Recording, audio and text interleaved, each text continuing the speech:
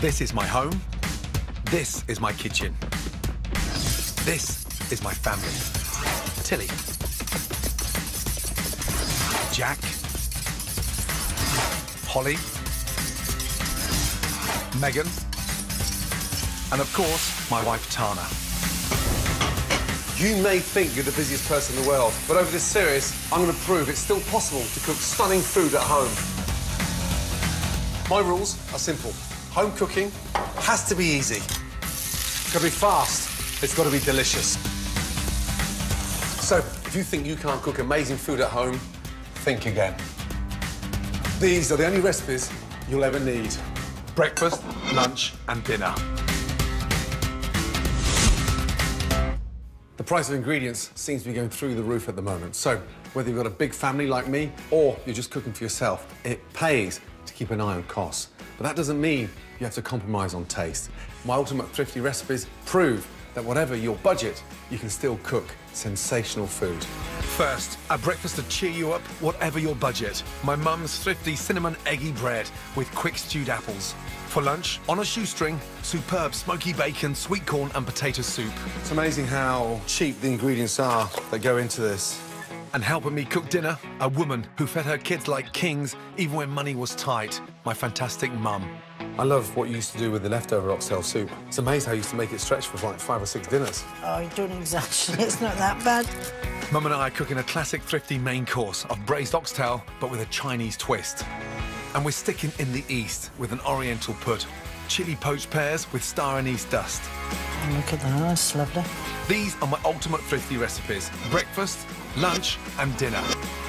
Starting with a breakfast that's cheap as chips, but never fails to delight. Irresistible cinnamon eggy bread with quick stewed apples. I've never forgotten, I think I was about 6 years of age when Mum brought this huge tray of eggy bread to the table. And it was like, wow, Mum, we've died and gone to heaven. Start off with a slightly stale bread.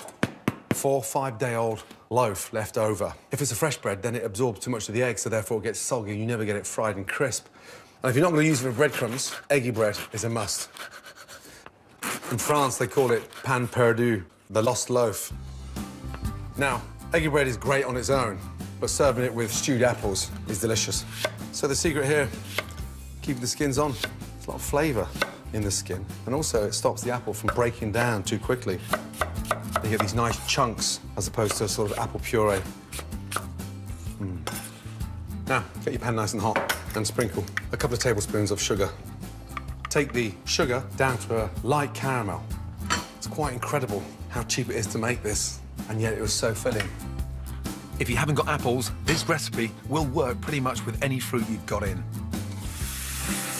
Don't be scared to mix a pear and an apple, a banana and a pineapple. Just stew it. Lightly toss in the caramel, get a little knob of butter. That makes a nice toffee apple flavour. Really simple. Now, you can see what's happening. The apples are caramelising, but they're staying intact because the skin's on the apple. And the caramel's turned into this nice, rich butterscotch sauce. Once you've glazed all the apples, a couple of tablespoons of water in there. Bring that to the boil and let that cook out. Now, the eggs. 3 whole eggs. Whisk up the eggs. Add about 4 tablespoons of milk. You want the egg thick and rich. And then lightly sprinkle in a couple of tablespoons of sugar. That sweetens up the mixture. And when you start frying the bread, it caramelises it beautifully. A teaspoon of powdered cinnamon. That gives the bread that really nice, spicy deliciousness. Apples are glazing beautifully. And put them on a low heat and get a pan on now for the bread. A teaspoon of oil. That stops the butter from burning. Butter in. As that starts frothing, get your bread in. You've got to be pretty quick now. Now, you don't leave the bread soaking. Drain. And in the pan.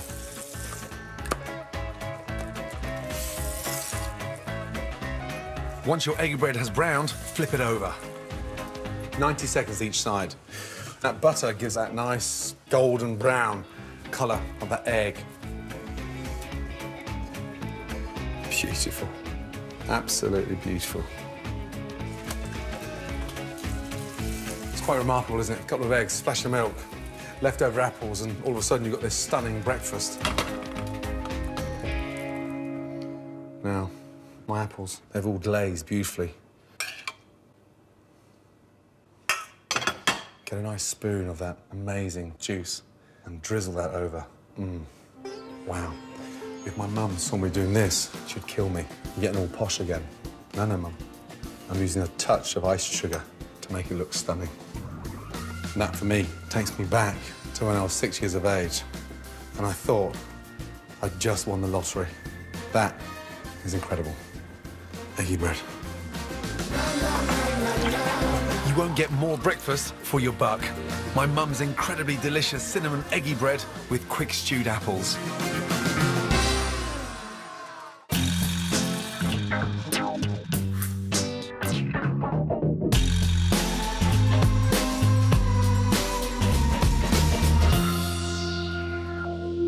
Knowledge is crucial if you want to make sure you're getting the best ingredients for your money.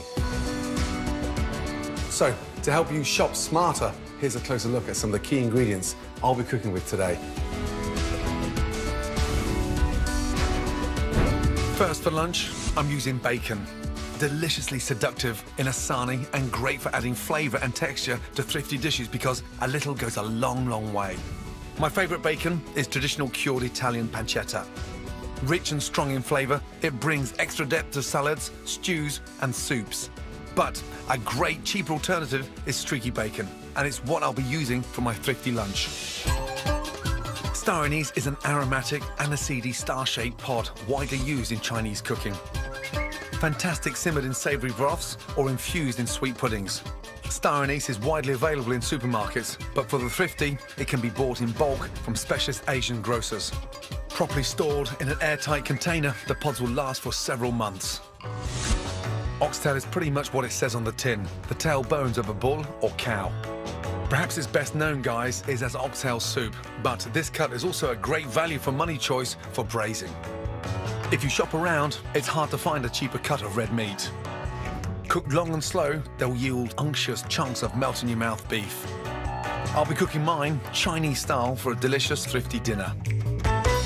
My ultimate thrifty lunch would always be a soup. Soups are really versatile and great for using up ingredients you've already got, but best of all, I absolutely love them. And this is one of my favourites, a comforting smoky bacon, sweet corn and potato soup. Thrifty for me is about ingredients that are in the cupboard. Smoky bacon, onions, potatoes, sweet corn.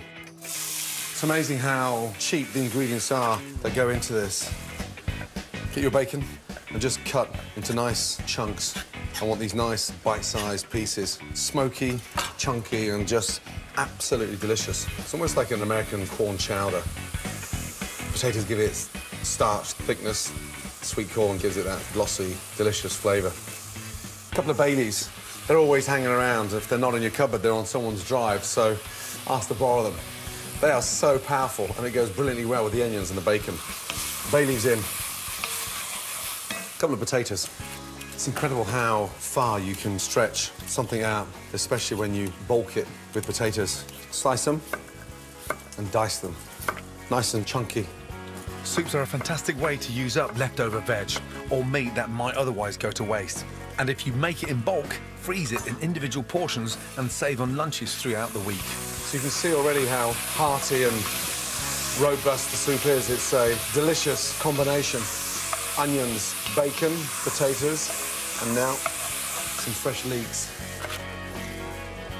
Open up the leek into 4. Give that a nice wash. Leeks often have soil left in their tops, so it's important to clean them thoroughly. Start sweating that down. We haven't even got the corn in there yet, and already it's looking and smelling incredible. Add salt, but remember, you've got bacon in there, which is salty, so proceed with caution. Really important to sweat those potatoes off. I love getting that flavour from the smoky bacon in with the potatoes. Now, once the leek is sweated off, cream corn. A popular side dish in the States, cream corn is made from fresh, frozen, or even tinned corn, cooked with onion, butter and cream, and can be bought ready-made. That starts to give the foundation for the soup. After the cream corn, add the sweet corn. Then, your stock. Don't flood the soup. Just bring the stock to underneath the ingredients. You can always add. It's very difficult to take away. Homemade chicken stock is so cheap to make. Just boil up your roast chicken bones with a few fresh veg and freeze in batches for when you need it. Lighten the load with a touch of milk. That gives a really nice, bright colour. Now bring that up to the boil. Turn it down and let it simmer for 12 to 15 minutes. As it cooks slowly, the starch thickens the soup, the bacon renders, and that leek onion starts to puree, and the corn just shines. OK, next we're going to make the American cheese biscuits. In the UK, they're known as scones, but in America, they're called biscuits. First, put plain flour into a sieve. Add baking powder and sift both into a bowl. Next, add some salt, pepper, and grated mature cheddar cheese. Mix the dry ingredients, then make a well in the centre. Pour in double cream and gently combine with a wooden spoon. Turn your dough out onto a floured surface and knead for a few seconds only.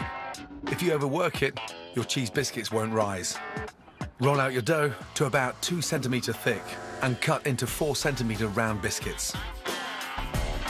Place well apart on a lined baking sheet and leave to rest on the tray for about 10 minutes.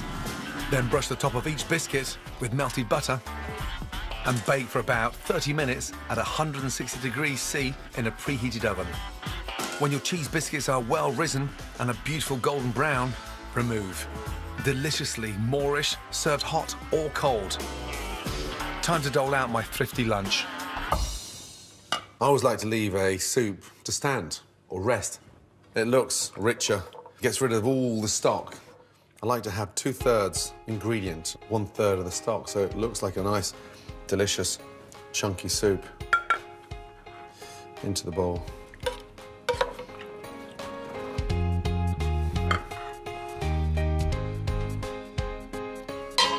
Beautiful.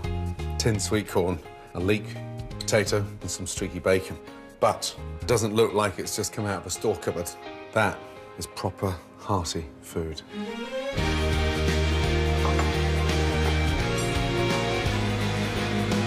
Served with my American-style cheese biscuits, this thrifty lunch may have been made on a shoestring, but without an ounce of compromise on freshness and flavour.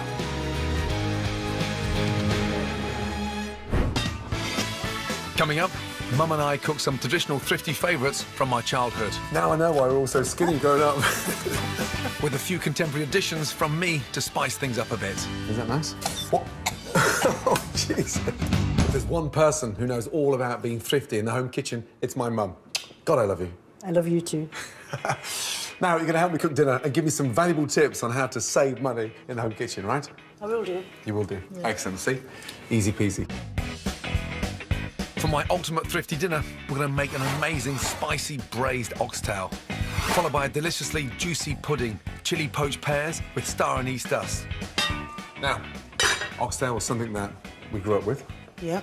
It's something you do in the morning and put it in the oven because it has to be cooked really, really slow. Yes. I'm going to dust this in flour. It's amazing how many chefs are using oxtail in their menus today. It's incredible. It's very popular. It's very cheap as well. It's amazing how you used to make it stretch for like 5 or 6 dinners. Oh, I don't exaggerate. It's not that bad. Now I know why we're all so skinny growing up. It wasn't that bad. I'm joking. Come on, you know I'm joking. But you see, sometimes we went to the butcher's and you had maybe extra 2 or 3. I used to put it in a saucepan and you had lovely stock for soup. What was that spicy soup? That really nice mulligatawny. Mulligatawny. And I used to make the good pot of Scotch broth. Scotch broth, I remember. Now, we'll peel a couple of cloves of garlic. Look, I'll show you a quick way of getting that out. Get your knife and just mash it. Mess. No, it's not a mess. Peel them, and I'll crush them in the garlic crusher, OK? Right. Right, oxtail in. Gonna fry that off, OK, and get that nice and brown. And we've all braised it in red wine and sort of chicken stock before, but I'm going to get this done with a Chinese influence. The Chinese absolutely love cooking oxtail. Do they? You started cooking at home quite early on, right? 17 and a half. 17 and a half. Your mum died quite young. Very young, 26. 26. So who taught you how to cook? Nobody taught you. I think you just learn as you get older. And you learn by your mistakes. And did you enjoy it? Yes, I did enjoy it, yeah. That is a nice vegetable, that. The fennel. Fennel, isn't it? Is that lovely? It's beautiful, yeah. A lot of people don't use it. A lot of them use it in salads, but no one actually cooks it. You just slice that up, Mum. Now, these are nice and brown. Okay. And they look lovely. Yeah. Bit of colour on there.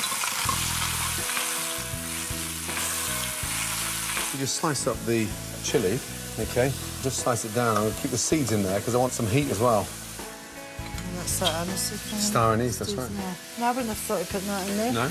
No. And one thing you never used to do was work with many spices. There wasn't many Chinese influences. I wasn't very adventurous with spices back then. No. I like ginger, do you? I love ginger, especially fresh. Yeah. Coriander seeds, got a handful. In. Yeah. Some soy sauce. I'm quite generous with soy sauce, about 4 or 5 tablespoons. That helps give it that saltiness and a nice dark, rich colour on the vegetables. So as it braises, the meat tenderises quicker. I would never dream of putting fennel in the chilies and that, but it smells lovely. Does that smell nice? And then a little bit of this. This is a What's that? rice wine vinegar. Oh, is it? Yeah. What other tips would you give me in order to save money on cooking? What got you through that tough time, feeding all 6 of us and holding 2 jobs? When that was in the oven, say, for about an hour and a half, then I would think, right, I'll make a rice pudding or put an apple pie in for the same sort of heat. Wow. Use the other shelf in the oven. So you weren't just watching the pennies in terms of the produce, you also cut down the gas bill. Yeah. Wow. Super nan. Yeah, super nan, yeah. Some oxtail back on top of the vegetables. Yeah. Gonna top that up. Is that beef stock, yeah? This or is vegetable stock? no, a really nice chicken stock. Why are you putting chicken stock in with Because it's oxtail? quite a sort of light, fragrant way of cooking oxtail. Because oxtail itself is quite rich. Yeah. Chicken stock's nice and light. Just cover it with stock. Lovely colour, isn't it? It's a beautiful colour. Little taste. Here we go. Big deep breath. OK, Nan?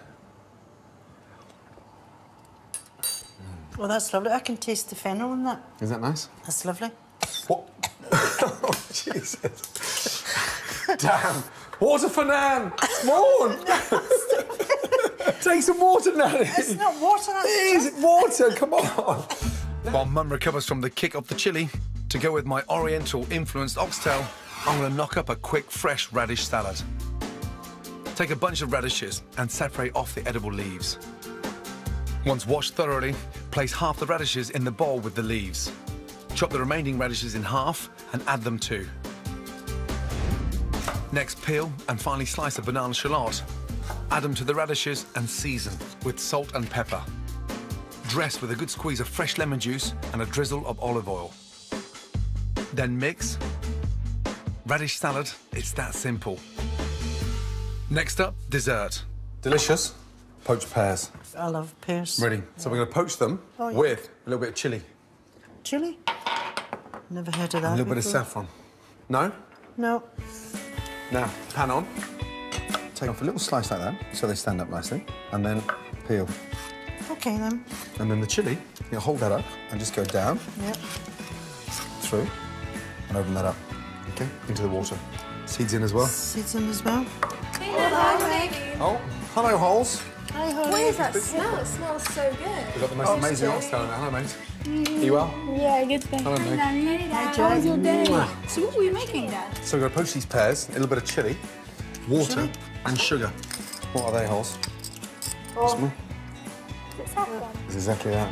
Saffron is expensive, but you only need the tiniest little bit.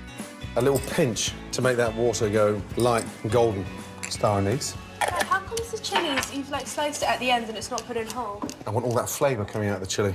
We're going to make the most amazing star anise dust.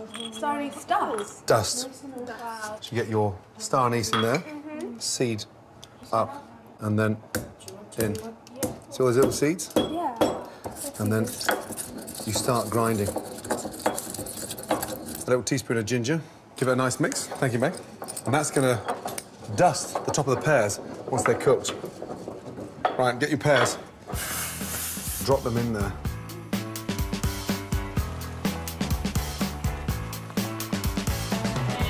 And that's what we're going to sprinkle. Ginger and star anise. Wow. How nice is that? Very good.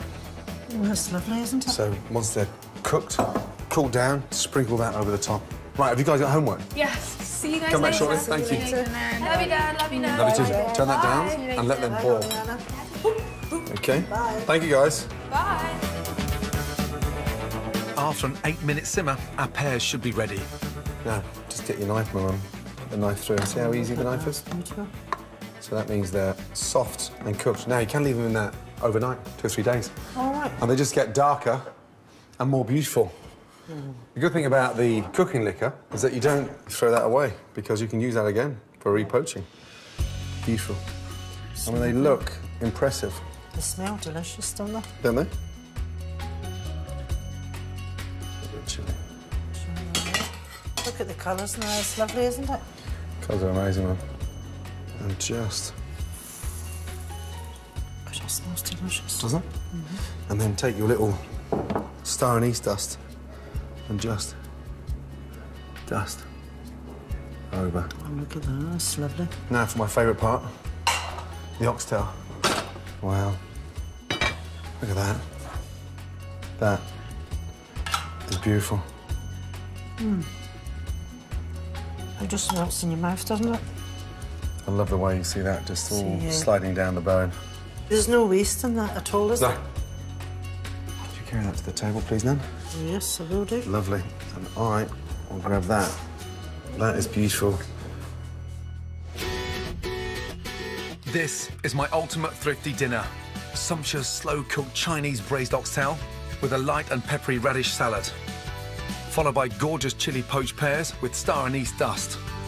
Jack, Holly, Tilly, Megan, look at this. Dying to see what you think. It's delicious. Good, nice. Mum, what do you think? It's lovely. Is it? Puts me in mind of days gone by.